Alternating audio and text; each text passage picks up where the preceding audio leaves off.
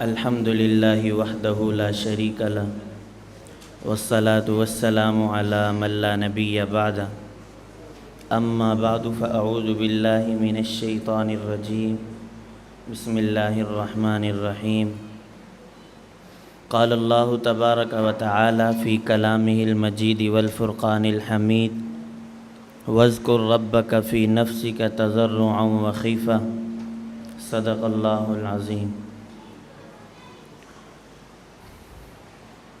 ہمارا یہ چوتھا سالانہ دورہ تحقیق المسائل کراچی الحمدللہ جس مقصد کے لیے اور جتنے اہتمام کے ساتھ شروع کیا گیا ہے، اللہ رب العزت اس کو اپنی بارگاہ میں قبول فرمائے، اور جس طرح کا فائدہ ہم حاصل کرنا چاہتے ہیں اللہ رب العزت ہم سب کو اسی طرح کماً اور کیفاً حاصل کرنے کی توفیق عطا فرمائے۔ میرے ساتھیو، آج کے دور میں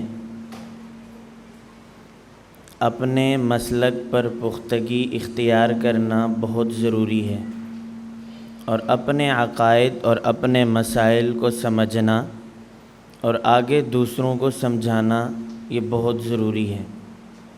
اس کی وجہ یہ ہے کہ موجودہ دور میں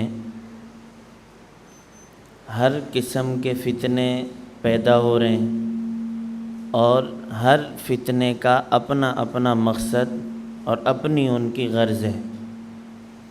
ایک طریقہ فتنوں کے رد کا یہ ہے کہ ہم ان کے ساتھ لڑائی کریں، اور دوسرا طریقہ اور مثبت یہ ہے کہ ہم دلائل کے ساتھ اپنے عقائد اور مسائل سمجھیں، دوسروں کو سمجھائیں، اور جن لوگوں نے ہمارے اوپر اعتراضات کیے ہیں ان کے اعتراضات کا صحیح معنوں میں جواب دے سکیں۔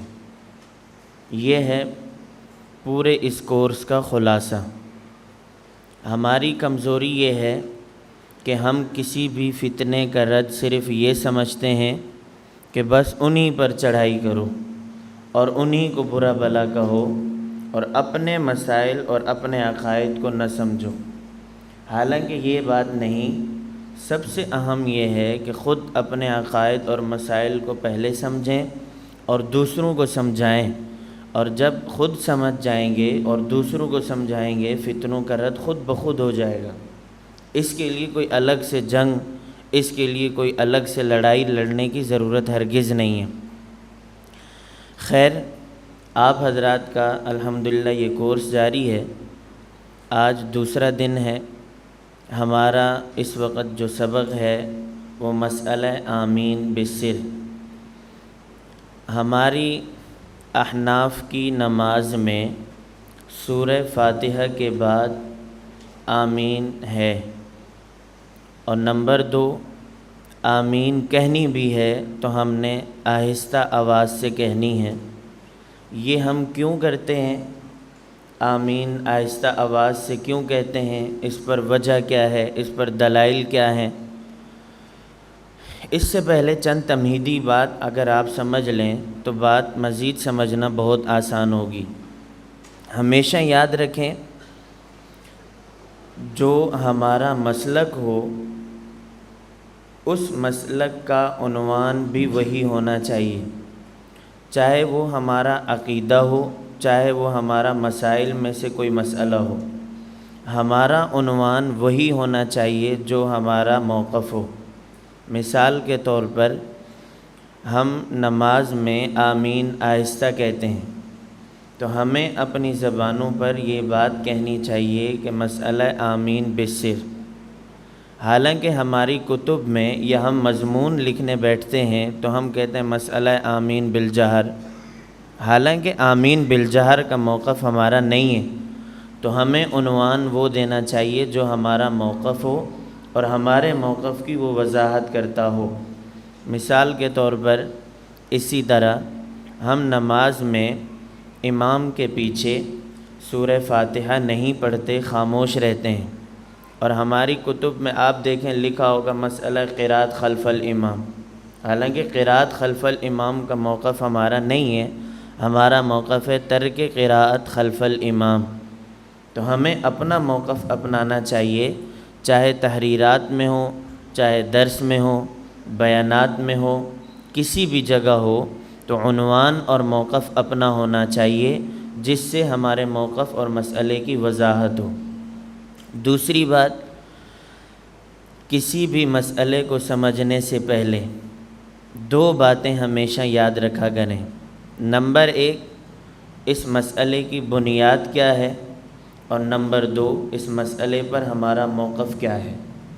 بسا اوقات مسئلے پر موقف معلوم نہیں ہوتا تو مخالف جو دلیل پیش کرتا ہے اس دلیل کا جواب دینا مشکل ہوتا ہے، اور جب ہمیں اپنا مسئلہ اپنا موقف معلوم ہوگا تو مخالف کی دلیل کا جواب دینا بہت آسان ہوگا، اور جب مخالف کا موقف معلوم ہوگا تو اس کی دلیل کو توڑنا بہت آسان ہوتا ہے۔ اس کی وجہ یہ ہے کہ یہ تجربے کی بات ہے کہ کبھی بھی مخالف کوئی بھی دلیل اپنے موقف کے مطابق آج تک پیش نہیں کر سکا۔ جتنا بھی بڑے سے بڑا فتنہ ہو اور جتنا بھی چھوٹے سے چھوٹا فتنہ ہو، اگر اس کی کمزوری کو آپ نے پہلے ہی وہلے میں کنٹرول کرنا ہے اور اس کی کمزوری کو آپ نے محسوس کرنا ہے اور اس کو جانچنا ہے، تو آپ کو اس کا موقف معلوم ہونا ضروری ہے۔ جب موقف معلوم ہوگا تو اس کی دلیل اس کے موقف کے مطابق نہیں ہوگی تو آپ 10 گھنٹے بھی کسی بھی کتاب سے، قرآن سے مانگیں، حدیث سے مانگیں، کہیں سے بھی آپ مانگیں تو کبھی بھی وہ دلیل پیش نہیں کر سکتا۔ اس کی وجہ ان کی بھول ہوتی ہے کہ ہمارے پاس قرآن سے دلیل ہے، ان کی بھول ہوتی ہے کہ ہمارے پاس حدیث سے دلیل ہے، حالانکہ دلیل کی دال بھی ان کے پاس نہیں ہوتی۔ دلیل تو بہت دور کی بات ہے، دلیل کی دال بھی ان کے پاس نہیں ہوتی۔ تو خیر، اپنے مسئلے پر موقف اور مخالف کا موقف ہمیں معلوم ہو۔ دوسری بات، اس مسئلے کی بنیاد کیا ہے، کسی بھی مسئلے کی اگر اس کی بنیاد کو سمجھ لیں گے تو مزید معاملہ حل ہو جاتا ہے۔ اگر بنیاد سمجھ میں نہ آئے تو پھر آپ بھی اپنی بات کو نہیں سمجھا سکیں گے اور مخالف کی بات کا آپ جواب بھی صحیح معنوں میں نہیں دے سکیں گے۔ تو موقف بھی معلوم ہو اور موقف پر بنیاد بھی معلوم ہو۔ مثال کے طور پر مسئلہ آمین میں 2 باتیں ہیں، ایک ہے آمین کہنا نہ کہنا، اور ایک ہے آمین آہستہ اور زور سے کہنا۔ آمین کہنی ہے نہیں کہنی یہ الگ مسئلہ ہے۔ آمین کہنی ہے، اب زور سے کہنی ہے یا آہستہ کہنی ہے یہ الگ مسئلہ ہے، اور اس کی بنیاد ہمارا اختلاف اور 2 فریقین میں بنیاد یہ نہیں ہے کہ آمین کہنی ہے یا نہیں کہنی، بلکہ بنیاد یہ ہے کہ آمین آہستہ یا زور سے کہنی ہے۔ تو جب آپ کو یہ بنیاد معلوم ہوگی تو آپ کے سامنے وہ دلیل پیش کرے گا کہ دیکھو صحیح بخاری میں ہے کہ تم آمین کہو، دیکھو صحیح ابن خزیمہ میں ہے کہ آمین کہو، فلاں کتاب میں ہے آمین کہو۔ اب یہ وہ روایات اور وہ دلائل ہوتے ہیں جو آمین کہنے پر ہیں، حالانکہ اختلاف آمین کہنے نہ کہنے پر نہیں ہے۔ آمین کہنے نہ کہنے پر اگر اختلاف ہوتا تو اس کی یہ روایات بجا تھی اور اس کے یہ دلائل اپنی جگہ ٹھیک تھے، لیکن جب تک وہ بات یہ نہیں پیش کرے گا کہ آمین زور سے کہنی ہے اور اپنے موقف کے مطابق آگے آئے گا کہ کیسے اس سے ہم نے دلیل کا مطالبہ کرنا ہے، جب تک یہ بات سامنے نہیں آئے گی اس وقت تک ہم ان سے کوئی بھی دلیل ان کی تسلیم نہیں کر سکتے۔ وہ ان کی مرضی 100 دلائل پیش کریں، ان کی مرضی وہ 313 روایات پیش کریں۔ گزشتہ سال ایک جگہ قائد مزار کے قریب ایک ہمارے دوست ہیں، ان کے جاننے والے تھے، تو اچانک انہوں نے مجھے بلایا، ہم وہاں بیٹھ گئے۔ مجھے نہیں پتہ تھا کس چیز کے لیے بلایا، ہم تو سمجھ ویسے چائے کے لیے بلایا، لیکن وہاں پر ایک میٹرک کا نوجوان لڑکا بھی بیٹھا تھا۔ بات چلی، بات آ گئی مسئلہ ترک رفع الیدین پر۔ انہوں نے اس پر روایات پیش کرنا شروع کر دی اور اتنی موٹی سی کتاب لے کر آ گئے. مجھے کہا کہ دیکھو یہ 350 صفحات کی کتاب ہے اور اس میں وہ تمام روایات ہیں جو رفع الیدین کرنے کی ہیں. میں نے جب اس سے سوالات کیے، میں نے کہا اس طرح آپ نماز میں 10 مقامات پر رفع الیدین کرتے ہیں، 18 پر آپ نہیں کرتے. 10 مقامات کا حکم، 18 کی نفی، اور 10 مقامات پر جو شخص کرتا ہے اس کی نماز ہوتی ہے، اور جو باقی مقامات پر نہیں کرتا اس کی نماز بھی ہو جاتی ہے. میں نے کہا یہ مجھے حدیث سے بتاؤ. اسی طرح جو رفع الیدین نہیں کرتا اس کی نماز نہیں ہوتی. جو رفع الیدین کرتا ہے، آپ کہتے ہیں یہ رفع الیدین فرض ہے، واجب ہے، سنت ہے، مستحب ہے، یہ کیا ہے؟ یہ بھی ہمیں روایت سے دکھاؤ. اگر یہ روایت آپ نے پیش کی ہے اور یہ روایت صحیح ہے، ضعیف ہے، اس کا حکم کیا ہے، آپ یہ دکھا دو. تو اس طرح جب میں نے سوالات کیے، اور اس نے کہا مولانا صاحب یہ آپ نقطوں کے مطابق سوال کیوں کرتے ہو؟ میں نے کہا سوال آپ کے مطابق کرو. میں نے کہا جس طرح سوال میں پوچھ رہا ہوں آپ نے اسی طرح.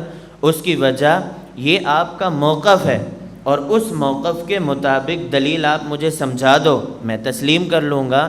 اگر آپ صحیح بخاری سے کہیں سے بھی ہمیں رفع الیدین کرنے نہ کرنے پر اعتراض نہیں ہے، رفع الیدین ثابت ہے، اللہ کے نبی صلی اللہ علیہ وسلم نے کیا ہے، ہم بھی مان رہے ہیں، تو وہ روایت جس میں رفع الیدین کے ثبوت کی بات ہوگی وہ ہمارے مخالف نہیں ہے، ہم تو مان رہے ہیں.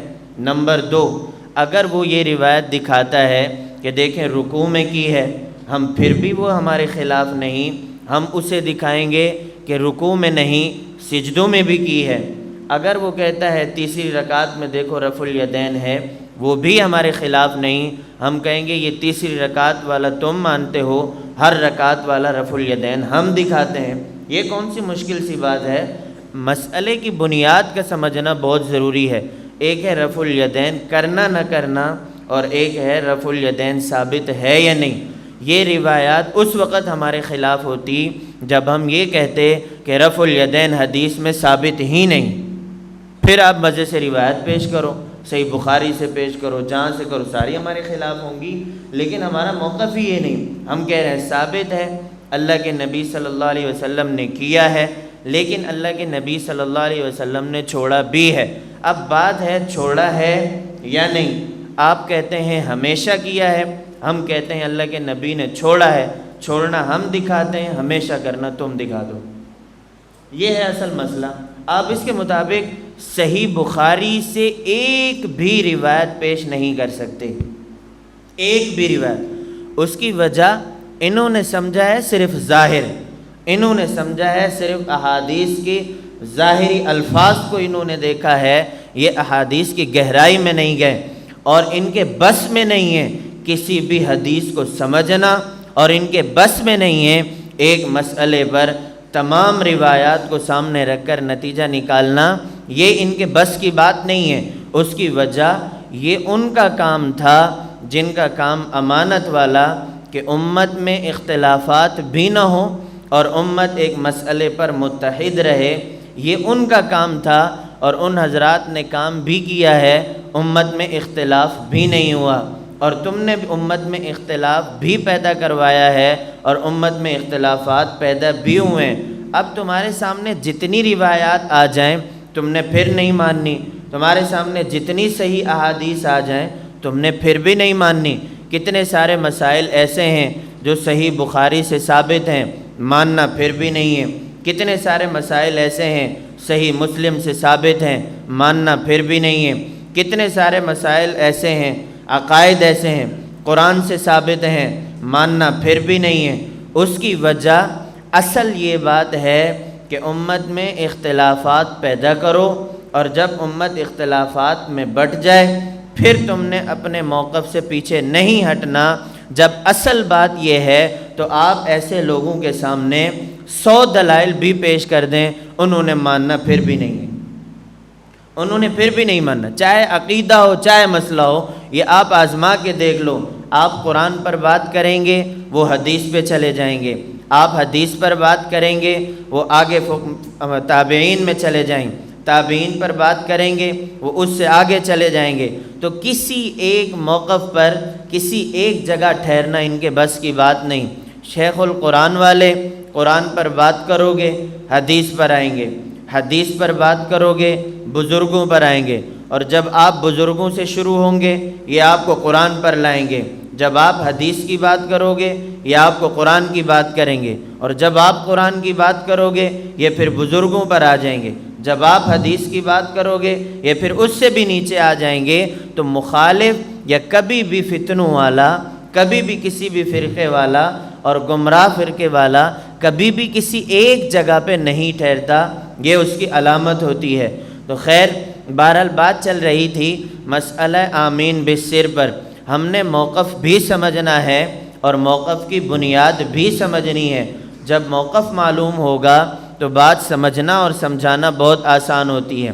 ہمارے یہاں اہل سنت والجماعت احناف دیوبند کا موقف یہ ہے کہ نماز میں چاہے نماز جہری ہو چاہے نماز سری ہو، چاہے نماز اکیلا مقتدی پڑھے چاہے امام کے ساتھ پڑھے، جماعت کے ساتھ ہو، چاہے وہ امام ہو چاہے وہ مقتدی ہو، ہمارے یہاں ہر صورت میں آمین آہستہ آواز سے کہنا سنت ہے، اور زور سے آمین کہنا جہاں احادیث سے ثابت ہے اس کا مطلب یہ ہے کہ اللہ کے نبی صلی اللہ علیہ وسلم نے بطور تعلیماً کہا ہے کہ یہ بتلانے کے لیے کہ وَلَضَّالِّينَ کے بعد آمین ہے۔ اگر زور سے آمین نہ کہتے تو آج امت کو یہ پتہ نہ چلتا کہ وَلَضَّالِّينَ کے بعد کچھ کہنا ہے یا نہیں۔ مسئلہ آمین پر احادیث دو قسم کی ہیں۔ احادیث وہ بھی ہیں کہ آمین زور سے کہنا ہے، احادیث آمین زور سے ثابت ہے، کہنا نہیں زور سے ثابت ہے۔ احادیث وہ بھی ہیں کہ آمین آہستہ کہنا ثابت ہے، زور سے کہنا بھی ثابت، آہستہ کہنا بھی ثابت۔ اب ہم نے موقف وہ اختیار کرنا ہے کہ جس سے حدیث کی مخالفت بھی نہ ہو، اور ہم نے موقف وہ اختیار کرنا ہے کہ امت میں اختلافات بھی نہ ہوں۔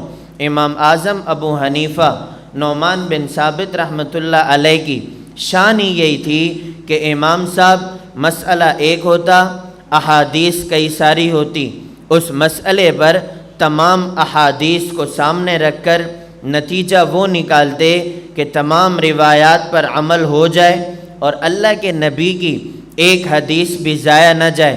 یہ امام اعظم ابو حنیفہ کی شان تھی، اور یہ ان کا مسلک اور ان کا یہ کام امانت والا تھا۔ آپ کے ذہن میں یہ سوال آئے گا کہ یہ مسئلہ باقی ائمہ کے ساتھ بھی پیش آتا ہے، یہ مسئلہ سعودیہ میں بھی ہے، تو اس بات کو اچھی طرح سمجھ لیں۔ ایک ہے اختلاف فروعی اور ایک ہے اختلاف اصولی۔ ہمارا ائمہ کے ساتھ عقائد میں اختلاف نہیں ہے، اصول میں اختلاف ائمہ کے ساتھ آپ کو کہیں نہیں ملے گا کہ اس عقیدے میں امام اعظم ابو حنیفہ کا یہ عقیدہ ہے، امام شافعی کا یہ ہے، امام اعظم ابو حنیفہ کا یہ ہے، امام احمد ابن حنبل کا یہ ہے، یہ امام اعظم ابو حنیفہ کا ہے، امام مالک کا یہ ہے۔ عقائد میں تمام ائمہ متفق ہیں، مسائل میں اختلاف ہے، لیکن مسائل میں اختلاف بھی ان جگہوں پر ہے جہاں پر مسئلہ ایک ہے، احادیث کئی قسم کی ہیں۔ امام اعظم ابو حنیفہ نے اجتہاد کیا ایک مسئلے پر، تمام احادیث کو سامنے رکھ کر امت کو نتیجہ دیا۔ اب یہ کام امانت والا ہے کہ ایک مسئلے پر تمام احادیث ہوں، سامنے رکھیں پھر نتیجہ نکالیں۔ امام شافعی رحمۃ اللہ علیہ نے یہی کیا، امام مالک نے یہی کیا، امام احمد ابن حنبل رحمۃ اللہ علیہ نے یہی کیا۔ یہ ہے امانت والا کام، ایک مسئلے پر تمام احادیث ہوں، ان تمام احادیث کو سامنے رکھ کر نتیجہ وہ نکالیں، حدیث کی مخالفت بھی نہ ہو، اللہ کے نبی صلی اللہ علیہ وسلم کے عمل اور قول کی مخالفت بھی نہ ہو۔ اور دوسرا طریقہ یہ ہے کہ آپ مسئلہ پہلے بنا لیں، اس مسئلے کے مطابق آپ جو مرضی جو حدیث آپ کی مسئلے کے مطابق ہو، اگرچہ وہ کمزور ہی کیوں نہ ہو، آپ کہیں یہی صحیح ہے، اور جو حدیث آپ کے مسئلے کے خلاف ہو اور وہ کمزور ہی آپ کے مسئلے کے خلاف ہو اور وہ صحیح ہی کیوں نہ ہو، آپ کہیں گے یہ کمزور ہے۔ اس کی وجہ آپ نے ذہن میں بٹھا رکھا ہے کہ ہمارا مقصد مخالفت ہے۔ اور ایسے لوگوں کا اس پر میں بات کرتا کہ کسی کو خراب کرنے کا طریقہ کار کیا ہے۔ سب سے پہلا طریقہ ان کا یہ ہے کہ آپ کے سامنے مسئلہ تقلید کو بنیاد بنا کر، اسے شرک اور ایمان کا مسئلہ بنا کر آپ کے سامنے کہیں گے، دیکھو امام کو ماننا یہ شرک فی الرسالت ہے، ماننا تو رسول اللہ صلی اللہ علیہ وسلم کو چاہیے تھا، آپ نے امام کو مان لیا، رسول اللہ کے مقابلے میں آپ نے شرک فی الرسالت کیا۔ اللہ کے نبی بڑے ہیں یا ابو حنیفہ بڑے ہیں؟ ابو حنیفہ نہیں، نبی بڑے ہیں۔ تو جب ایک مسئلے پر نبی کا فرمان آ جائے تو نبی کی حدیث کو لے لو، ابو حنیفہ کی بات کو چھوڑ دو۔ یہ ہے اصل توحید۔ آپ کے ذہن میں یہ سوال بٹھا دیں گے۔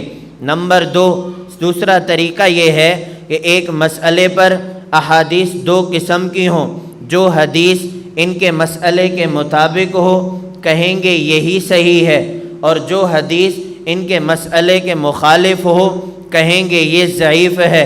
نمبر 3، آپ کے مسائل میں مسائل دو قسم کے ہیں۔ مسائل ایک وہ ہیں جن پر آپ کا فتویٰ ہے، اور بعض مسائل وہ ہیں جو غیر مفتیٰ بہا ہیں، اور بعض اقوال وہ ہیں جو غیر مفتیٰ بہی ہوتے ہیں۔ تو جو اقوال غیر مفتیٰ بہی ہوں یا جو مسئلہ غیر مفتیٰ بہا ہو اس پر فتویٰ نہ ہو لیکن آپ کی کتاب میں موجود ہو، اسے لے کر آپ کے سامنے اعتراض کریں گے۔ اور نمبر 4 اسی طرح آپ کے سامنے جب ایک عبارت وہ ہو جس کا تعلق عقیدے کے ساتھ نہ ہو، جس کا تعلق کشف اور کرامات کے ساتھ ہو، اور وہ عبارت عقیدے کی کتاب میں نہ ہو، وہ عبارت کشف و کرامات کی کتب میں ہو، تو ان عبارات کو لے کر آپ کے سامنے آپ کے عقیدے پر اعتراض کریں گے۔ حالانکہ اعتراض اس وقت بنتا تھا جب عبارت بھی عقیدے کی ہو، کتاب بھی عقیدے کی ہو، اور اعتراض بھی عقیدے پر ہو، کشف اور کرامت کی عبارت ہو اور موجود فضائل میں ہو اور موجود وہ غیر عقیدے کی کتاب میں ہو، اسے لے کر عقیدے پر اعتراض کر لینا یہ حق نہیں بنتا۔ تو جب بھی آپ کے سامنے اعتراض آئے گا تو انہی صورتوں میں آئے گا، اس سے ہٹ کر نہیں آئے گا۔ تو ان باتوں کو سمجھنا بہت ضروری ہے۔ تو مسئلے کی تنقیح میں جب آپ کوئی مسئلہ سمجھیں، بات یہ کر رہا تھا کہ مسائل آپ کو یہ لگیں گے کہ ائمہ کے ساتھ بھی اختلاف ہے، وہاں پر تو کوئی جھگڑا نہیں، وہاں ان کے ساتھ اختلاف فروعی ہے۔ فروعی کا مطلب یہ ہے اولا عدم اولا، راجے عدم راجے، یہ بھی ٹھیک وہ بھی ٹھیک، یہ ہے فروعی کا مطلب۔ اور ائمہ کے ساتھ اختلاف ہمارا اسی نوعیت کا ہے۔ اگر یہ دیکھنا ہو تو پھر آپ یہاں سے دیکھ لیں کہ کبھی بھی ان ائمہ نے ہمارے خلاف کوئی کتب نہیں لکھی، کبھی بھی ان ائمہ نے فقہ کا انکار نہیں کیا، کبھی بھی ان ائمہ نے فقہا کی عظمت کو رد نہیں کیا، کبھی بھی ان ائمہ نے کسی مسئلے پر رد کرتے ہوئے اتنے بھی شدت سے کام نہیں لیا جتنا ان حضرات نے لیا ہے۔ تو بات سمجھنے کی ہے کہ اختلاف ان کے ساتھ بھی ہے، انہی مسائل میں ہے، اختلاف ان کے ساتھ بھی ہے، انہی مسائل میں ہے۔ تو میں بات یہ کر رہا تھا ان کے ساتھ اختلاف یہ امانت والا ہے، ان کا اختلاف یہ شرارت والا ہے، ان کا اختلاف دیانت والا ہے، ان کا اختلاف خیانت والا ہے۔ ائمہ کے ساتھ اختلاف امت میں فرقہ واریت والا نہیں، ان کا مقصد امت میں فرقہ واریت ہے۔ ائمہ کے ساتھ اختلاف ہے، ادب پھر بھی ہے، ان کے ساتھ اختلاف ہے، ان میں ادب پھر بھی نہیں، ائمہ کے ساتھ اختلاف ہے، ہم ان کا احترام کرتے ہیں، وہ ہمارا احترام کرتے ہیں، ان میں احترام نام کی چیز نہیں، ان کے ساتھ بھی اختلاف ہے۔ کبھی انہوں نے یہ نہیں کہا کہ حنفیوں کی نماز نہیں ہوتی، کبھی انہوں نے یہ نہیں کہا کہ حنفیوں کے پیچھے نماز پڑھنا یہ جائز نہیں، کبھی انہوں نے ان مسائل کو لے کر کفر اور شرک کا مسئلہ نہیں بنایا، کبھی بھی انہوں نے ان مسائل کو لے کر جائز اور ناجائز کا مسئلہ نہیں بنایا۔ یہ ہوتا ہے فروعی کا مطلب، اور ان کے ساتھ اختلاف فروعی نہیں اصولی انہوں نے بنایا۔ یہ مسائل فروعی تھے، انہوں نے انہیں لیا اور امت میں فتویٰ بازی شروع کر دی کہ جو رفع الیدین نہ کرے اس کی نماز نہیں ہوتی، جو امام کے پیچھے سورہ فاتحہ نہ پڑھے اس کی نماز نہیں ہوتی، جو آمین زور سے نہ کہے اس کی نماز نہیں ہوتی، جو سینے پر ہاتھ نہ باندھے اس کی نماز نہیں ہوتی۔ یہ انہوں نے مسئلہ فروعی تھا، انہوں نے اصولی بنایا ہے، اسی وجہ سے ہم بحث ان کے ساتھ نہیں کرتے، اسی وجہ سے ہم ان کے ساتھ کسی بھی قسم کی کوئی بحث اور مناظرہ، کسی بھی قسم کی کوئی بات نہیں کرتے۔ ہم ان کے قول کا احترام کرتے ہیں، ہم ان کے مسئلے کا احترام کرتے ہیں، لیکن ان میں تو احترام نام کی چیز نہیں، اسی وجہ سے ہم ان سے بات نہیں، ان سے بات کرتے ہیں، اور ان سے صرف بات نہیں اور مضبوطی کے ساتھ دلائل کی دنیا میں ڈنکے کی چوٹ پر اپنی دلیل بھی دیتے ہیں اور ان سے دلیل کا مطالبہ بھی کرتے ہیں، اپنی دلیل بھی دیتے ہیں اور ان سے دلیل کا مطالبہ بھی کرتے ہیں۔ اپنی دلیل پیش کرنا اس میں تو کوئی مسئلہ ہی نہیں ہے، یہ جھگڑوں والا کام نہیں ہے۔ ہم نے اب تک یہ سنا ہے بس یہ جھگڑوں والا کام ہے، یہ لڑائیوں والا کام ہے۔ یہ کام توجہ کے ساتھ سمجھنا، اگر اس طرز کو ہمارے علماء اور اگر اسی طریقے کو ہمارے طلباء سمجھ لیں اور آگے سمجھائیں، امت کو مسائل بھی سمجھ آئیں گے، امت سے فرقہ واریت بھی ختم ہوگی، اور اگلی بات اپنے مسلک اور اکابر کا دفاع بھی ہوگا، ہمارے اکابر کی روحیں بھی ٹھنڈی ہوں گی۔ یہ کہنا کوئی نہیں ہے کہ چھوڑ دو اس مسئلے کو، ان میں پڑھنے کی ضرورت نہیں ہے، اس کا مطلب امام اعظم ابو حنیفہ نعمان بن ثابت رحمۃ اللہ علیہ نے جو فقہ پر محنت کی ہے، اور امام اعظم ابو حنیفہ نے جو امت کو مسائل حل کر کے دیے ہیں، ہم امام صاحب کو ایسے چھوڑ دیں؟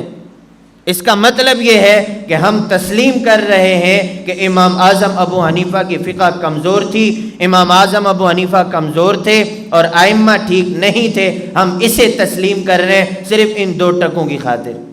ہم ایسے نہیں کر سکتے، مسئلہ بھی بتائیں گے، سمجھائیں گے بھی، لیکن طریقہ ہمارا اپناؤ، پھر ہم دیکھتے ہیں امت میں کیسے فسادات ہوتے ہیں۔ آپ حضرات کے سامنے تو یہ بات آ جاتی ہے کہ اس کو سمجھنا نہیں، ان میں پڑھنے کی ضرورت نہیں، یہ تو فروعی مسئلہ ہے۔ یہ فروعی مسئلہ جن کے ساتھ ہے ان کے ساتھ ہے، اور جنہوں نے اس مسئلے کو فروعی رکھا ہی نہیں ہے، اصول بنا دیا ہے، تو اب ان کے ساتھ بات ہوگی اور ان کے ساتھ دلیل کے ساتھ بات ہوگی۔ تو خیر یہ بات آپ سمجھ لیں کہ نماز میں توجہ رکھیں۔ اب میں مسئلہ کھولنے لگا ہوں۔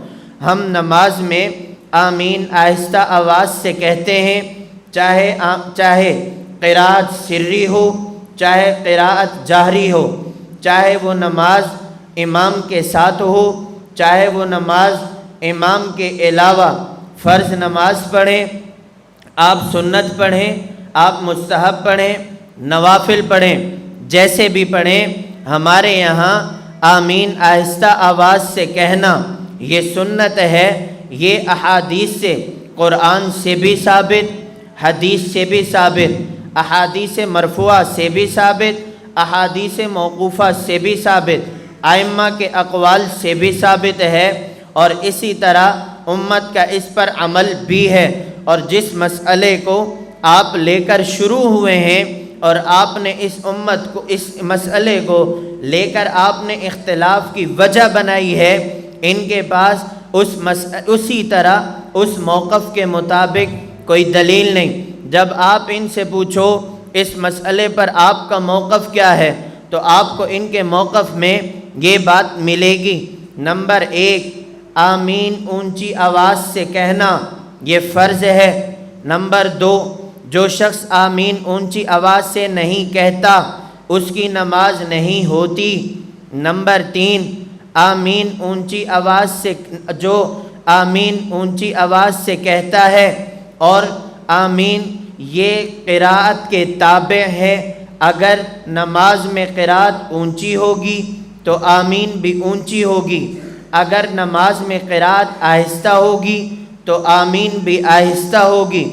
نمبر 4، اگر نماز امام کے ساتھ پڑھیں تو ان نمازوں میں امام کے ساتھ آمین اونچی ہوگی، اگر اکیلے پڑھیں، فرض پڑھیں، سنتیں پڑھیں، جو بھی پڑھیں تو یہاں پر آمین آہستہ ہوگی۔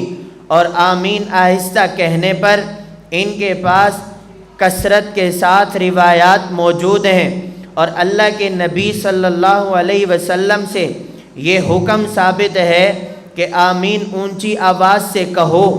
اب جب ان 7 باتوں کو لے کر آپ ان سے دلیل کا مطالبہ کریں کہ آپ بسم اللہ کریں، قرآن سے لے لیں آپ کی مرضی، صحیح بخاری سے لے لیں آپ کی مرضی، صحیح مسلم سے لے لیں آپ کی مرضی، آپ ابن ماجہ سے لے لیں آپ کی مرضی، کسی بھی حدیث کو لے لیں اور ہمیں دکھا دیں جس حدیث میں یہ ساری باتیں موجود ہوں۔ آمین یہ سورہ فاتحہ کے تابع ہے، سورہ فاتحہ زور سے تو آمین بھی زور سے، سورہ فاتحہ آہستہ تو آمین بھی آہستہ۔ آمین یہ نمازوں کے تابع ہے کہ جو نمازیں امام کے ساتھ جہری تو آمین بھی جہری، اور جو نمازیں امام کے علاوہ اگر کوئی منفرد پڑھ رہا ہے وہ آمین آہستہ کہے۔ یہ حدیث دکھاؤ اللہ کے نبی نے حکم فرمایا ہو کہ آمین زور سے کہو، اللہ کے نبی نے یہ فرمایا ہو کہ جو شخص آمین اونچی آواز سے نہیں کہتا اس کی نماز نہیں ہوتی۔ آپ یہ تمام باتیں اور جو حدیث دکھاؤ اس حدیث کا حکم یا خدا کے فرمان سے دکھاؤ اس حدیث کا حکم، یا پیغمبر کے فرمان سے دکھاؤ کہ یہ حدیث صحیح ہے اور یہ حدیث ضعیف ہے۔ یہاں سے بات سمجھ میں آئی، ایک بات یاد آ گئی، ہمارے اوپر اعتراض ہوا کہ آپ نے شرک فی رسالت کیا ہے، کیوں؟ ادھر سے حدیث آتی ہے، آپ اللہ کے نبی کی حدیث کو چھوڑ دیتے ہیں اور آپ امام اعظم ابو حنیفہ کے مسئلے کو لے لیتے ہیں۔ ہم نے کہا مسئلہ یہ بعد میں ہے، یہ مسئلہ نکلتا کہاں ہے؟ یہ مسئلہ نکلتا حدیث سے ہے۔ اب پہلے حدیث کو لے لیں، اور حدیث میں 2 چیزیں ہیں، ایک سند ہے ایک متن ہے۔ متن کی باری بعد میں ہے، آپ حضرات سند کو پہلے دیکھتے ہیں تو پہلے سند پہ بات ہو جائے۔ ذرا یہ بتاؤ کہ یہ جو حدیث کی سند کو سامنے رکھ کر آپ کسی بھی حدیث پر صحیح اور ضعیف ہونے کا یہ حکم لگاتے ہیں، یہ حکم کس نے لگایا ہے؟ کس نے لگایا؟ حدیث پر صحیح ہونے کا حکم، ضعیف ہونے کا حکم یہ کس نے لگایا ہے؟ خدا نے کہا کہ یہی حدیث صحیح ہے، یا پیغمبر نے کہا کہ یہی حدیث صحیح ہے، یا خدا نے کہا کہ یہ حدیث ضعیف ہے، یا پیغمبر نے کہا کہ یہ حدیث ضعیف ہے۔ آپ ہم پر کہتے ہیں کہ آپ شرک فی رسالت کرتے ہیں، آپ توحید کا انکار کرتے ہیں، تو یہ ہم آپ سے پوچھیں، آپ کسی بھی حدیث پر صحیح ہونے کا حکم، کسی بھی حدیث پر ضعیف ہونے کا حکم یہ جو آپ لگاتے ہیں نہ قرآن سے ثابت نہ حدیث سے ثابت، آپ یہ بات کہتے ہیں یہ تو حافظ ابن حجر عسقلانی نے کہا کہ یہ ضعیف ہے، علامہ شمس الدین ذہبی نے کہا کہ یہ ضعیف ہے۔ ہمارا سوال یہ ہے کہ اگر امام اعظم ابو حنیفہ کی بات کو لے لینے سے آپ کے یہاں شرک فی رسالت ہو جاتا ہے، تو تو حافظ ابن حجر عسقلانی اور علامہ شمس الدین ذہبی ان کی بات کو لے لینے سے شرک پھر رسالت نہیں ہوگا؟ جی ہم امتی کی بات کو لیں، مجتہد کی بات کو لیں، ہم مشرک، اور آپ حافظ ابن حجر عسقلانی کی بات کو لو، آپ پھر بھی موحد ہو۔ ہمیں یہ بتاؤ یہ حدیث کا حکم کہاں سے ہے؟ یا خدا کے فرامین سے، یا اللہ کے نبی نے فرمایا ہو؟ ہمیں دکھاؤ۔ ایسا نہیں ہوگا، ادھر ہم پر اعتراض ہوگا کہ شرک پھر رسالت۔ ہم نے کہا شرک پھر رسالت تو آپ بھی کر رہے ہیں، یہ کام تو آپ کو اللہ کے نبی سے دیکھنا چاہیے کہ یہ حدیث صحیح ہے یا کمزور، آپ یہ دیکھتے نہیں، یہ تو آپ امتی کی بات کو لے رہے ہیں۔ تو خیر حدیث کی سند کو دیکھیں، حدیث کے متن کو دیکھیں، اور حدیث سے نکلنے والے مسئلے کو دیکھیں۔ ہماری فقہ اتنی مضبوط ہے، امام اعظم ابو حنیفہ رحمۃ اللہ علیہ کی فراست کو سلام ہے۔ امام اعظم ابو حنیفہ رحمۃ اللہ علیہ نے امت کو اگر مسئلہ بتایا ہے، اتنی مضبوطی اور پختگی کے ساتھ بتایا ہے کہ اگر قیامت تک آنے والا بھی امام اعظم ابو حنیفہ کے مسئلے پر اعتراض کرے گا تو اعتراض کرنا آسان ہے، جواب دینا اور جواب سننا یہ بہت مشکل ہے، اور جواب سامنے آ جائے پھر اس کو تسلیم بھی کر لینا یہ اس سے بھی بڑا مشکل ہے۔ آپ نے اعتراض کرنا ہے، جواب نہیں سمجھنا، تو ان سوالات کے مطابق جو مسئلہ آمین پر آپ کا موقف ہے، اس موقف کے مطابق آپ ان سے دلیل پیش کرو۔ اگر آپ کے سامنے کوئی ایسا شخص دلیل کی دال بھی پیش کر دے تو ہمارے سامنے لے کر آنا، دلیل کی دال بھی پیش کر دے تو پھر لے کر آنا۔ ہمیں ساتھی کہتے ہیں کہ آپ اس مسئلے پر اتنا پختگی اور آپ اتنا شد و مت کے ساتھ سوال کرتے ہیں۔ ہم نے کہا یہ سوال اس وجہ سے اس طرز پر کرتے ہیں کہ انہوں نے اس مسئلے کو لے کر حق اور باطل کی بنیاد بنائی ہے، تو حق اور باطل کا مسئلہ جب انہوں نے بنایا ہے تو ان سے سوال بھی اسی طرح سخت ہونا چاہیے یا نہیں؟ ان مسائل کو سمجھیں۔ ہمارے یہاں ہم درس نظامی میں پڑھتے ہیں امام شافعی کا یہ موقف، امام احمد ابن حنبل کا یہ موقف۔ میں آپ سے پوچھوں، مجھے یہ بتانا کہ آپ مدرسے سے فارغ ہو جانے کے بعد کبھی بھی آپ سے کسی شافعی نے آ کر اعتراض کیا؟ حنبلی نے کیا؟ کسی مالکی نے اعتراض کیا؟ کسی معتزلی نے کیا؟ کسی قدریہ میں سے کسی نے کیا؟ یہ آپ پر اعتراض موجودہ دور کے ہیں، تو ہمیں اپنی درس گاہوں میں ان کو سامنے رکھ کر ہمیں ان درس گاہوں میں انہی باتوں کو سمجھانا چاہیے۔ ہمارا فاضل مدرسے سے نکلا، مدرسے سے باہر اسے کچھ کہانی الٹی ملی، اپنے آپ کو نام اہل حدیث کا اور مسئلہ ائمہ کا لے کر اعتراض کیا۔ ہم پریشان ہو گئے کہ ہم نے تو ساری زندگی امام احمد ابن حنبل کا مسلک پڑھا تھا، امام شافعی کا موقف پڑھا تھا، ہمارے سامنے کبھی کسی شافعی نے آ کر اعتراض نہیں کیا، حنبلی نے نہیں کیا۔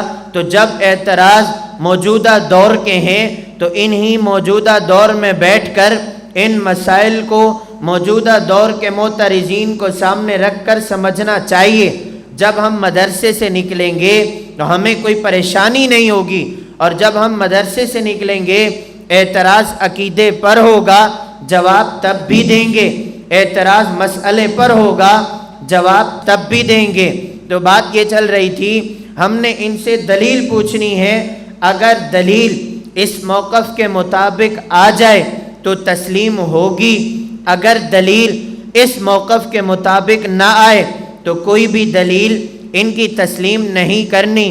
ہم نے یہ کہا کہ نماز میں آمین آہستہ آواز سے کہنا سنت ہے۔ امام رازی رحمۃ اللہ علیہ نے آمین کی حقیقت کو کھولا کہ آمین ہے کیا چیز۔ آمین کی دو حقیقتیں، دو چیزیں۔ نمبر ایک، آمین کو دعا مانے تو دعا کے بارے میں پھر بھی ضابطہ ہے کہ دعا آہستہ کہی جائے۔ اگر آمین کو اللہ رب العزت کے ناموں میں سے کوئی نام مان لیں، پھر بھی یہ ہے کہ اللہ کا نام آہستہ آواز سے لیا جائے۔ اگر آمین کو دعا مانیں، یہ پھر بھی دعا ہے۔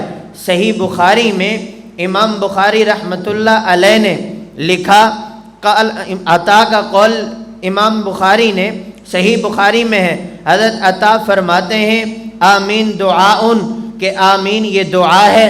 اگر آمین کو دعا مانے تو دعا کے بارے میں ضابطہ یہ ہے، ادعوا ربکم تضرعا و خفیہ، کہ آپ اپنے رب سے جب مانگیں گڑ گڑا کر اور آہستہ آواز سے مانگیں۔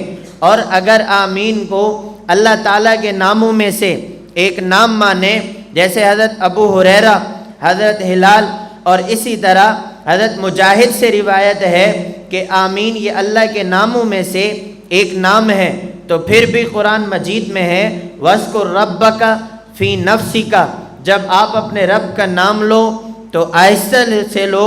تو امام راضی فرماتے ہیں کہ اگر آمین کو دعا مانے پھر بھی ضابطہ ہے کہ دعا آہستہ کی جائے۔ اگر آمین کو اللہ کے ناموں میں سے کوئی نام مانے اور آپ اللہ کا نام لینا چاہیں، اللہ کا ذکر کرنا چاہیں، تو پھر بھی آہستہ کریں۔ تو دونوں صورتوں میں آمین کو آہستہ کہنا ہی چاہیے، زور سے نہیں۔ دوسری بات، حضرت وائل بن حجر رضی اللہ تعالی عنہ سے مسند ابی داؤد الطیالسی میں روایت موجود ہے۔ حضرت وائل بن حجر رضی اللہ تعالی عنہ فرماتے ہیں، میں نے اللہ کے نبی کے پیچھے نماز پڑھی، حضور علیہ السلام نے آمین کہی اور آہستہ آواز سے کہی۔ اسی طرح روایت ہے حضرت سمرہ بن جندب رضی اللہ تعالی عنہ سے، حضرت سمرہ بن جندب اور عمران بن حسین، ان حضرات کا آپس میں مذاکرہ ہوا کہ نماز میں کتنے سکتے ہیں۔ تو حضرت سمرہ بن جندب رضی اللہ تعالی عنہ نے فرمایا کہ میں نے اللہ کے نبی سے 2 سکتے محفوظ کیے۔ ایک سکتہ سبحانک اللہم، جب پہلی تکبیر کہیں تو اس وقت خاموش ہو جاتے، اور دوسرا سکتہ وللضالین کے بعد۔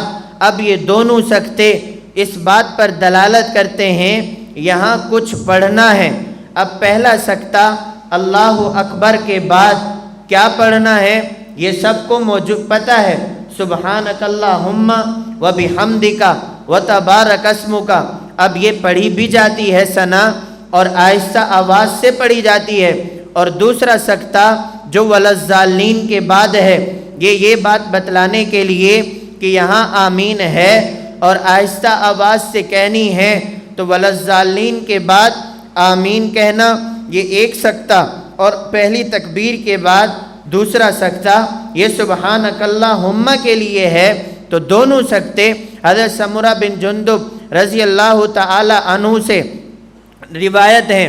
اور اسی طرح تیسری روایت حضرت شقیق بن سلمہ سے روایت ہے کہ حضرت علی رضی اللہ تعالی عنہ اور اسی طرح حضرت عمر لا یجہرانی ببسم اللہ الرحمن الرحیم ولا بالتعوذ ولا بالتأمین، کہ نماز میں نہ بسم اللہ الرحمن الرحیم زور سے پڑھتے، اسی طرح نہ تعوذ، اسی طرح آمین، یہ تینوں چیزیں نماز میں آہستہ کہی جاتی۔ تو پتہ یہ چلا کہ ہمارے یہاں نماز میں آمین آہستہ آواز سے کہنا سنت ہے۔ امام اعظم ابو حنیفہ، امام سفیان ثوری، امام محمد بن حسن الشیبانی، ان کو اٹھا کر دیکھیں، امام شافعی رحمۃ اللہ علیہ کا جدید قول یہ ہے کہ نماز میں آمین آہستہ آواز سے کہنی چاہیے۔ سنن ابو داؤد میں روایت موجود ہے، مسند ابی داؤد الطیالسی میں ہے، اسی طرح یہ روایت آپ کی فائل میں موجود ہیں۔ اپنے دلائل کو مزید سمجھا کریں، یہ دلائل آپ کے سامنے صرف سمجھائے جاتے ہیں، باقی یاد کرنا یہ آپ کا کام ہے۔ کم از کم ہر مسئلے پر ہمیں 2 سے 3 دلائل یاد ہونے چاہیے کہ جس پر ہم مسئلے کو کھول سکیں اور مسئلے کو سمجھا سکیں۔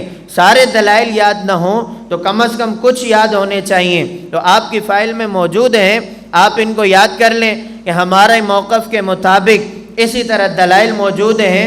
کہ ہم نماز میں ہر صورت میں آمین آہستہ آواز سے کہتے ہیں۔ ان کے یہاں دیکھیں کہ آمین زور سے کہنی ہے۔ آپ صحیح بخاری سے روایت پوچھ لیں، آپ کی مرضی، آپ مسلم سے پوچھ لیں، آپ کی مرضی، ان کے پاس کوئی دلیل نہیں۔ ان کے موقف کے مطابق سوشل میڈیا اٹھائیں، آپ کو وہ روایات دکھائیں گے جس میں یہ ہوگا اذا قال غیر المغضوب علیہم ولا الضالین فقولوا آمین، کہ اللہ کے نبی نے فرمایا جب امام ولا الضالین کہے تو تم آمین کہو۔ میں آپ سے پوچھوں کیا اس روایت سے آمین بالجہر پر استدلال کیا جا سکتا ہے؟ کیوں؟ اس روایت میں تو اونچی یا آہستہ آواز کہنے کی بات ہی نہیں ہے۔ یہ تو ہماری دلیل ہے کہ آمین کہنی ہے، یہ تو ہماری دلیل ہے اور یہ دلیل ہمارے خلاف نہیں ہے۔ اسی طرح جب آپ کے سامنے یہ روایت پیش کریں گے، حضرت مولانا امین صفدر اکاڑوی رحمۃ اللہ علیہ حجت اللہ فی الارض، حضرت کے پاس دو شخص آئے اور یہ مسئلہ سمجھنے کے لیے کہ آپ کی نماز حدیث کے خلاف ہے۔ حضرت اکاڑوی رحمۃ اللہ علیہ نے ان سے پوچھا کہ یہ بتاؤ کہ مسئلہ آمین پر صرف یہی حدیث ہے کہ زور سے کہنا ہے یا آہستہ آواز کہنے کی حدیث بھی ہے؟ انہوں نے کہا کہ زور سے کہنے کی بھی ہے اور آہستہ کہنے کی بھی ہے۔ حضرت اکاڑوی رحمۃ اللہ علیہ نے فرمایا کہ اچھا یہ بتاؤ جو آہستہ کہنے کی حدیث ہے وہ کیا ہے؟ کہنے لگے کہ وہ ضعیف ہے۔ حضرت اکاڑوی نے فرمایا کہ آج تک تو تم ہمارے بارے میں یہ کہتے آئے ہو فَإِن تَنَازَعْتُمْ فِي شَيْءٍ فَرُدُّوهُ إِلَى اللَّهِ وَالرَّسُولِ، کہ جب کسی بارے میں تمہارے آپس میں اختلاف ہو جائے تم اللہ اور اس کے رسول کی بات کو دیکھ لو۔ اب مسئلہ ایک تھا، حدیثیں دو تھی، اس میں اختلاف ہوا تو آپ کو کہاں جانا چاہیے؟ یا قرآن کی طرف یا حدیث کی طرف؟ آپ نے تو کہا یہ حدیث ضعیف ہے، تو یہ بتاؤ فَإِن تَنَازَعْتُمْ فِي شَيْءٍ فَرُدُّوهُ إِلَى اللَّهِ وَالرَّسُولِ کے بعد یہ حکم آیا ہے کہ اس حدیث آ جانے کے بعد یہ بھی دیکھ لو کہ یہ صحیح ہے یا ضعیف ہے، اس کا حکم آیا ہے؟ کہنے لگے نہیں۔ تو حضرت اکاڑوی نے فرمایا کہ یہ کس نے کہا ہے یہ ضعیف ہے؟ کہنے لگے کہ یہ تو حافظ ابن حجر عسقلانی نے لکھا ہے کہ یہ ضعیف ہے۔ حضرت نے فرمایا کہ یہ بتاؤ حافظ ابن حجر عسقلانی امتی ہے یا نبی؟ جی امتی ہے، تو امتی کی بات کو لے لینا، یہ تو شرک ہوا، ایک بات۔ دوسری بات، حافظ ابن حجر عسقلانی رحمۃ اللہ علیہ یہ امام شافعی کے مقلد ہیں، اور کسی مقلد کی بات کو لے لینا آپ کے نزدیک پھر بھی شرک ہے، تو کس منہ سے آپ اس حدیث کو ضعیف کہہ رہے ہیں؟ پتہ یہ چلا کہ مسئلہ اختلافی آپ کے یہاں جو 15ویں صدی کا غیر مجتہد اور پرلے درجے کا جاہل ہے، اس نے اختلاف کیا ایک بڑے مجتہد امام اعظم ابو حنیفہ سے، تو تم نے اختلاف جو کیا ہے یہ مجتہد سے اختلاف کیا ہے۔ کیوں؟ اس کی وجہ امام اعظم ابو حنیفہ رحمۃ اللہ علیہ نے جب یہ مسئلہ بتایا کہ آمین آہستہ کہنی ہے اور آپ کہہ رہے ہو کہ زور سے کہنی ہے، تو آپ کا اور امام اعظم ابو حنیفہ کا اختلاف ہوا، اور تم اپنی اوقات کو دیکھو، امام صاحب کو دیکھو، اور ہمارے امام کے متعلق تو قرآن میں بشارت بھی ہے، قرآن میں اشارات بھی ہیں، اور احادیث میں بھی اشارات ہیں، صحیح بخاری میں بھی ہیں، اور اس سے بڑھ کر امام اعظم ابو حنیفہ مجتہد ہیں۔ امام بخاری نے خود کہا جب کوئی مجتہد اجتہاد کرے، اذا اجتہد المجتہد اذا اصاب، اور جب اس کا اجتہاد ٹھیک ہو، فلہ اجران، اس کے 2 اجر ہیں، واذا اخطأ، اگر وہ خطا پر ہو اس کے لیے اجر پھر بھی ہے۔ تو امام اعظم ابو حنیفہ رحمۃ اللہ علیہ کی بات، امام اعظم ابو حنیفہ مجتہد ہیں، اور اجتہاد تو امام بخاری نے بھی مانا ہے۔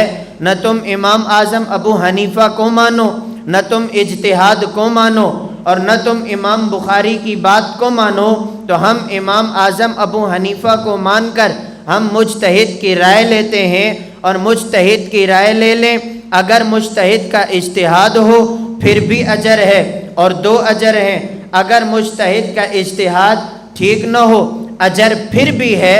تو ہم نے امام اعظم ابو حنیفہ کو لیا، تم بتاؤ یہ جو تم نے لیا حافظ ابن حجر عسقلانی، یہ تو مجتہد بھی نہیں، یہ تو مقلد ہے، اور حافظ ابن حجر عسقلانی کے متعلق حدیث میں کوئی بات بھی موجود نہیں۔ تو ہم آپ سے پوچھتے ہیں، آپ اگر کسی امتی کی تقلید کرو تو وہ آپ پھر بھی توحیدی ہو، اور اگر ہم کسی امتی کی بات کو لے لیں ہم پھر بھی مشرک ہیں۔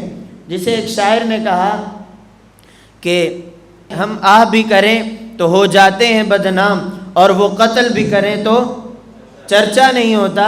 تو تم نے ہمارے لیے اور کام کیا ہے اور اپنے لیے اور بات کی ہے۔ تو ان مسائل کو لے کر سوالات ذہن میں بٹھانا بہت آسان ہے، اور ان کو صاف کرنا، اور جب صاف ہو جائیں پھر ان کو سمجھنا بہت مشکل ہے۔ تو آپ ان سے جب حدیث پوچھیں گے تو آپ کے سامنے یہ ایک حدیث پیش کریں گے، آپ کی فائل میں موجود ہے غیر مقلدین کے دلائل میں۔ دیکھیں، سب سے پہلی دلائل تو کئی سارے ہیں، ایک روایت سنن ابن ماجہ سے پیش کرتے ہیں۔ حضرت ابو ہریرہ رضی اللہ تعالی عنہ سے روایت ہے، عن ابی ہریرہ قال ترک الناس التأمین، حضرت ابو ہریرہ فرماتے ہیں کہ لوگوں نے آمین کہنا چھوڑ دی۔ وکان رسول اللہ صلی اللہ علیہ وسلم اذا قال غیر المغضوب علیہم ولا الضالین، اور جب اللہ کے نبی غیر المغضوب علیہم ولا الضالین کہتے قال آمین، تو ساتھ میں آمین بھی کہتے۔ حتی یسمعہا اہل الصف الاول، اللہ کے نبی اتنی زور سے، ان کا استدلال سننا، اتنی زور سے آمین کہتے کہ پہلی صف والے سنتے۔ ان کا ترجمہ کیا ہے کہ اللہ کے نبی اتنی زور سے آمین کہتے کہ پہلی صف والے سنتے۔ آمین اتنی زور سے بھی ہو اور صرف پہلی صف والے سنیں، یہ ہو سکتا ہے؟ جی ہو سکتا ہے۔ اگر اس حدیث کو بھی لینا ہے تو آپ بھی آمین اتنی زور سے کہو کہ پہلی صف والے سنیں، پہلی صف والے سنیں نا، اس کے بعد والے تو نہ سنیں۔ آگے فَيَرْتَجُّ بِهَا الْمَسْجِدُ، مسجد گونج اٹھتی آمین کی آواز سے۔ یہ حدیث، اس حدیث کی سند پر بھی بحث ہے کہ یہ حدیث ضعیف ہے، اس میں ایک راوی ہے بشر بن رافع۔ دوسری بات، اگر اس حدیث کے متن کو بھی لے لیں تو پہلی بات یہ ہے کہ اس میں آمین زور سے کہنے کا حکم نہیں۔ دوسری بات کہ نماز میں جو امام کے پیچھے پڑھی جاتی ہیں وہ 17 رکعات ہیں، 17 رکعات میں سے 6 رکعات جو ہیں وہ جہری ہیں اور سورہ فاتحہ زور سے ہے، ان میں صرف آمین زور سے کہنی ہے، اور اس کے علاوہ باقی 11 رکعات میں آمین آہستہ کہنی ہے۔ تو اس روایت میں کہاں ہے کہ 6 رکعات میں آمین زور سے کہو، باقی 11 رکعات میں آمین آہستہ کہو؟ اس کا ثبوت بھی نہیں، اور آمین جو شخص نہیں کہتا زور سے اس کی نماز نہیں ہوتی۔ یہ سارے سوالات آپ اس روایت میں ان سے کریں تو آپ کو یہ روایت ان کے موقف کے مطابق ہرگز یہ بات نہیں ملے گی۔ دوسری بات، فَيَرْتَجُّ بِهَا الْمَسْجِدُ کا یہ جو جملہ ہے، یہی روایت سنن ابی داؤد میں بھی ہے اور مسند ابی یعلا میں بھی ہے۔ یہ روایت وہاں پر موجود ہے، لیکن وہاں فَيَرْتَجُّ بِهَا الْمَسْجِدُ کا لفظ نہیں ہے۔ اگر یہ لفظ ہوتا تو باقی روایات میں بھی ہوتا۔ اس سے پتہ یہ چلا، محدثین نے لکھا فَيَرْتَجُّ بِهَا الْمَسْجِدُ کا جملہ یہ قرآن مجید کی آیت کے خلاف ہے۔ کیوں؟ اللہ نے قرآن مجید میں کہا یا ایھا الذین آمنوا لا ترفعوا اصواتکم فوق صوت النبی، کہ پیغمبر کی آواز پر آپ نے اپنی آواز کو اونچا نہیں کہنا۔ تو اگر پیچھے مقتدی صحابہ اپنی آواز کو اتنا اونچا کر دیتے کہ اللہ کے نبی کی آواز سے بھی اونچی ہو جاتی تو پھر یہ قرآن مجید کی آیت کے خلاف ہو جائے گا، اور صحابہ کبھی بھی پیغمبر کی نافرمانی میں اللہ کے نبی صلی اللہ علیہ وسلم کی آواز پر اپنی آواز کو کبھی بھی اونچا نہیں کرتے۔ ہم نہیں کہہ سکتے۔ مدینہ میں جا کر تو وہ صحابہ بھی موجود تھے، اللہ کے نبی بھی موجود تھے، تو صحابہ کیسے اپنی آواز کو پیغمبر کی آواز پر اونچا کہہ سکتے؟ تیسری بات یہ ہے فَيَرْتَجُّ بِهَا الْمَسْجِد کا جملہ، یہ جملہ ایسا ہے کہ اگر اس کو لیا بھی جائے تو اس دور میں مسجدیں کچی ہوتی تھی، ان کی چھتیں کچی اور مٹی کی ہوتی تھی، اور یہ تجربے کی بات ہے کہ جہاں پر کچی جگہ ہو، چھت کچی ہو، وہاں پر آواز گونجتی نہیں ہے، بلکہ وہاں پر آواز دھیمی رہتی ہے۔ جیسے یہ مسجد پکی ہے، یہاں آواز گونج رہی ہے، لیکن کچی جگہ پر آپ جائیں تو آواز نہیں گونجتی۔ تو یہ حدیث آپ یاد رکھیں، ان کے مسئلہ آمین پر ہرگز دلیل نہیں بن سکتی۔ ایک اور روایت آپ کے سامنے پیش کریں گے، اس کو بھی سن لیں، جو ان کے ہر بچے نے بھی یاد کی ہوتی ہے۔ دلیل نمبر 2، سنن ابن ماجہ میں حضرت ابن عباس رضی اللہ تعالی عنہ سے روایت ہے، اللہ کے نبی صلی اللہ علیہ وسلم نے فرمایا، ما حسدتکم الیہود علی شیئن ما حسدتکم علی آمین، کہ یہودی تم پر اتنی چیزوں میں حسد نہیں کرتے جتنا آمین میں کرتے ہیں، فاکثروا من قول آمین، تو تم آمین کثرت سے کہا کرو۔ اب یہ روایت دیکھیں اور ان کا موقف دیکھیں، ان کے موقف کے مطابق اس روایت میں تو ایک بات بھی نہیں، اور دوسری بات یہ حدیث تو یہودیوں کے خلاف ہے، یہودی آمین سے چڑھتے ہیں، ہم مسلمان ہیں، ہم تو آمین سے نہیں چڑھتے۔ تیسری بات اس روایت میں یہ ہے کہ آمین کثرت سے کہا کرو، اس روایت میں یہ نہیں کہ آمین زور سے کہا کرو، اور ہم آمین کہتے ہیں اور ہم ہیں بھی مسلمان۔ اور اس روایت کو آپ سوشل میڈیا پر جب سنیں گے، اتنی شد و مد کے ساتھ اور اتنی فضول لفاظی کے ساتھ آپ کو یہ روایت پیش کر کے ہم پر فٹ کرتے ہوئے نظر آئیں گے، حالانکہ اس روایت کا ہمارے خلاف ہونا یہ بالکل ظاہر ہے، یہ ظاہر ہی نہیں ہے کہ یہ روایت ہمارے خلاف ہو سکتی ہے۔ اگر پیش بھی کرنی ہے یہودیوں کے خلاف کرو، ہمارے خلاف کیوں کرتے ہو؟ اور دوسری بات یہ ہے، امام احمد ابن حنبل رحمۃ اللہ علیہ کا قول ہے، الحدیث اذا لم تجمع طرقہ لم تفہمہ بالحدیث، جب ایک مسئلہ ہو اور اس پر احادیث کئی ساری ہوں، تمام احادیث کو سامنے رکھ کر نتیجہ نہیں نکالیں گے، نتیجہ پورا سمجھ میں نہیں آتا۔ اگر اسی مسئلے کو لے لیں تو حضرت اماں عائشہ رضی اللہ تعالی عنہ سے صحیح ابن خزیمہ میں اور سنن کبریٰ بیہقی میں روایت موجود ہے، حضرت اماں عائشہ فرماتی ہیں، یہودی تم پر 3 چیزوں سے چڑھتے ہیں، نمبر 1 ربنا لک الحمد، نمبر 2 آمین، اور نمبر 3 سلام۔ اگر آپ نے اس روایت کو لے کر ہمارے اوپر اعتراض کیا ہے تو پھر حضرت عائشہ رضی اللہ تعالی عنہ کی روایت یہ آپ کے بھی خلاف ہے۔ آپ بھی ربنا لک الحمد یہ زور سے نہیں کہتے، آپ بھی سلام زور سے نہیں کہتے۔ اگر آپ کو آمین زور سے کہنی بھی ہے تو آپ پوری حدیث پر عمل کریں، سلام بھی زور سے کہیں، ربنا لک الحمد بھی زور سے کہیں۔ جب آپ صرف آمین زور سے کہہ رہے ہیں اور اس مسئلے میں ہماری مخالفت کر رہے ہیں تو پھر ہم آپ کی مخالفت اس ایک میں نہیں 2 اور میں کرتے ہیں۔ ہم آپ کو ایک حدیث نہیں 2 اور حدیثیں دکھاتے ہیں۔ آپ اہل حدیث نہیں، ہم آپ سے زیادہ اہل حدیث ہیں۔ آپ ایک حدیث کو لے لو، آپ پھر بھی اہل حدیث، باقی حدیثوں کا انکار کر دو، آپ پھر بھی اہل حدیث، اور ہم ایک مسئلے پر ساری حدیثوں کو لے لیں، ہم پھر بھی غیر اہل حدیث ہیں۔ یہ نہیں ہو سکتا۔ ہماری بات کو سمجھنا ہو تو سمجھو۔ ایک اور روایت پیش کرتے ہیں، آپ سے کہیں گے کہ اللہ کے نبی صلی اللہ علیہ وسلم نے فرمایا ہے کہ آمین کہو، کیوں؟ اس کی وجہ یہ ہے، صحیح بخاری میں اللہ کے نبی صلی اللہ علیہ وسلم سے روایت ہے، اذا امن الامام فامنوا، جب امام آمین کہے تو تم بھی آمین کہو۔ یہ جو میں عبارات پڑھ رہا ہوں آپ ان کی کتب اٹھا کر دیکھیں، جہاں پر بھی یہ جملہ اس کا معنی ہوگا اذا امن الامام فامنوا، تو بریکٹ میں لکھتے ہیں زور سے کہو۔ آپ ان کی کوئی بھی کتاب اٹھا لیں، اذا امن الامام فامنوا، جب امام آمین کہے، اصل معنی تو یہ کہ جب امام آمین کہے تو تم بھی آمین کہو، تو یہ بیچ میں الگ سے لکھیں گے کہ زور سے کہو، اور پھر لوگوں کو کہیں گے دیکھو یہ دلیل ہے، یہ حدیث ہے، اللہ کے نبی حکم فرما رہے ہیں زور سے آمین کہو، تو یہ روایت بھی پیش کر دیں۔ تو پہلا جواب یہ ہے کہ یہاں پر زور سے کہنے کی بات ہی نہیں۔ دوسری بات، فَإِنَّهُ مَنْ وَافَقَ تَأْمِينُهُ تَأْمِينَ الْمَلَائِكَةِ، اور جس نے آمین کہی اور اس کی آمین فرشتوں کی آمین کے مطابق ہو گئی تو غفر لہ ما تقدم من ذنبہ، تو اس کے اگلے اور پچھلے گناہ معاف ہو جائیں گے۔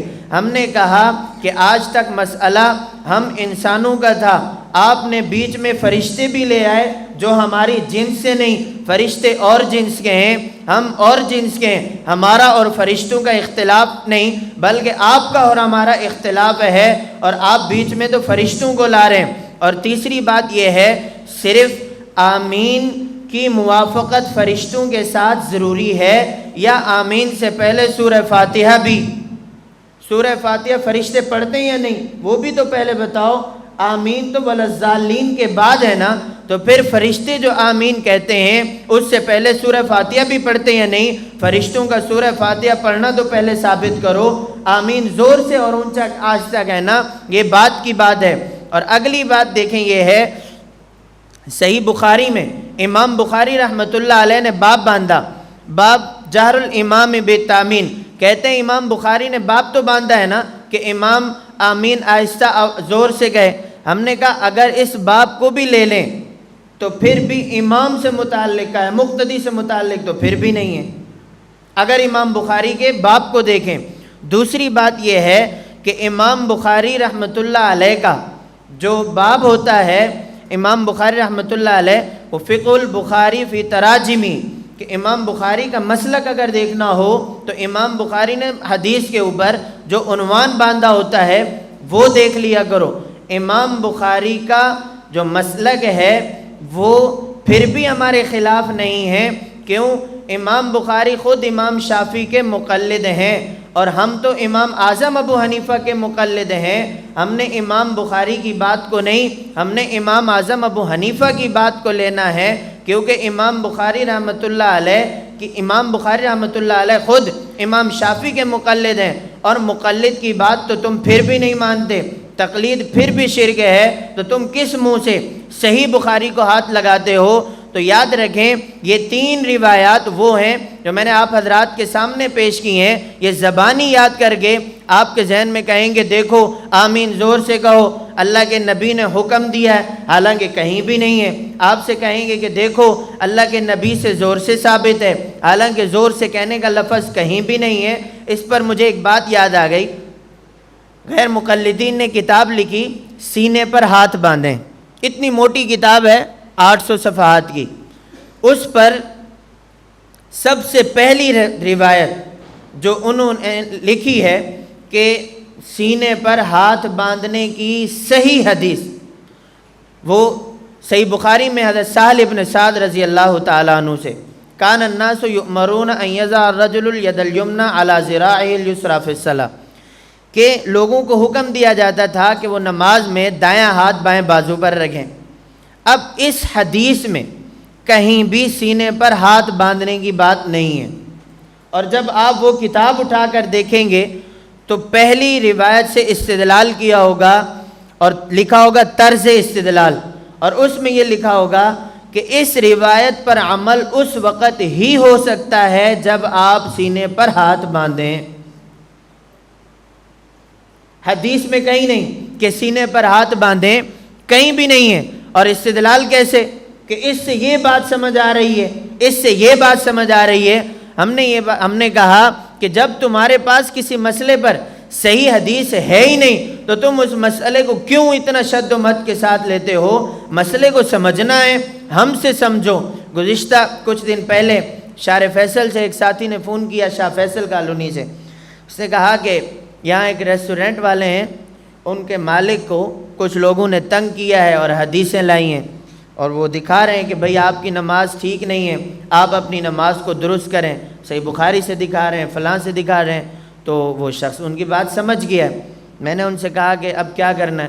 کہا ہم نے ان سے بات طے کر لی ہے، بس آپ آ جائیں۔ میں نے کہا میں تو نہیں آتا۔ کہنے لگے کیوں؟ ہم نے وقت بھی طے کر لیا، جگہ بھی طے کر لی ہے، گلستان جوہر میں، آپ آ جائیں۔ ہم نے کہا ہم آوازیں لگا رہے ہیں مناظرہ کرا لو مناظرہ کرا لو، ہم تو آواز نہیں لگا رہے۔ دوسرا میں نے کہا اگر آپ کو بات سمجھانی بھی ہے تو پھر ہم سے طریقہ کار پوچھ لو کہ اس بارے میں ہمارا کیا طریقہ کار ہے، ہماری کیا پالیسی ہے۔ میں نے کہا پہلے اسے سمجھا دیتے ہیں جس کو وہ خراب کر رہے ہیں۔ کہنے لگے کہ اسے تو ہم سمجھا لیں گے۔ میں نے کہا پھر انہیں بھی سمجھا لو۔ کہنے لگے نہیں اسے تو سمجھا لیں گے، آپ ان کو سمجھا دو۔ میں نے کہا یہ دونوں کام خود کریں تو یاد رکھیں ہر بندے سے بات کرنا، ہر بندے کو بات سمجھانے کا طریقہ کار الگ ہوتا ہے۔ اگر کوئی شخص عام حالت میں ہے اس کو بات سمجھانی ہے، اس کا طریقہ کار الگ ہے۔ اگر کوئی شخص ایسا ہے جو متعصب قسم کا ہے اور وہ آپ پر اعتراض کرتا ہے، اس کو بات سمجھانے کا طریقہ الگ ہے۔ تو آپ حضرات کے سامنے میں نے بنیادی طور پر جو بات کی کہ مسئلہ آمین پر ہمارا موقف کیا ہے، اور مسئلہ آمین پر اس ہماری بنیاد کیا ہے کہ ہم آمین کا ہی انکار کرتے ہیں یا آہستہ اور زور سے، اور اس پر دلائل کیا ہیں؟ قرآن مجید سے بھی ہیں، احادیث مبارکہ بھی ہیں، اور اہل حدیث غیر مقلدین کے اپنے آپ کو کہتے تو اہل حدیث ہیں لیکن اہل حدیث ہیں نہیں۔ اس پر میں پھر دوسرے سبق میں بات کروں گا انشاءاللہ۔ غیر مقلدین کے یہ جو دلائل ہیں ان کا حقیقت سے ہرگز کوئی تعلق نہیں ہے، اس میں ہمیں پریشان ہونے کی ضرورت نہیں ہے۔ وآخر دعوانا ان الحمد للہ رب العالمین۔